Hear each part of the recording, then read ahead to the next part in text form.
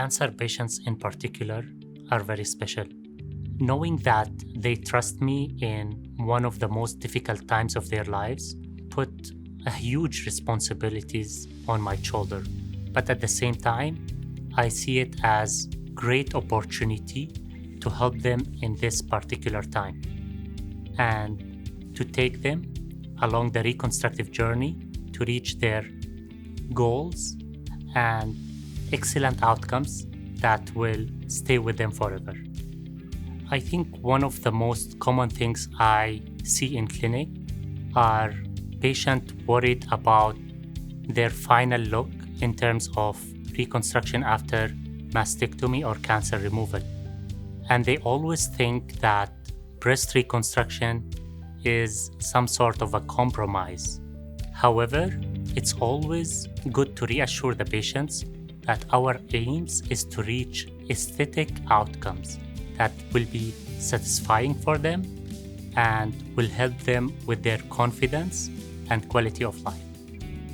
We always work together, the plastic team and the breast surgeon or oncology surgeon team as well.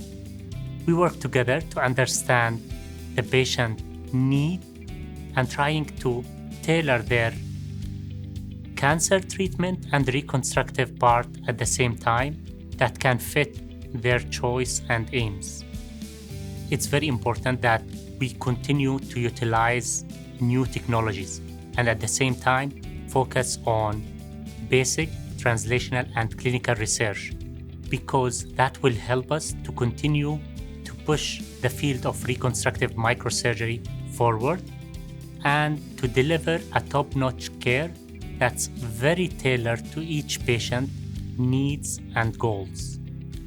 One of the most common surgeries we perform for breast cancer reconstruction is the deep flap. And that's basically utilizing the excess fat in the belly area to reconstruct their breast.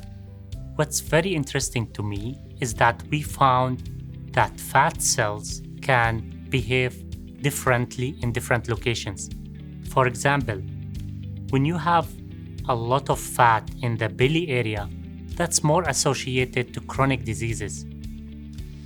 So it's really interesting to me to explore when we do the fat transfer from the belly to the chest to reconstruct their breast.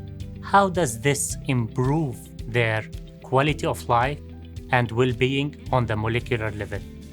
Breast reconstruction, it's like a marathon or a journey rather than a sprint.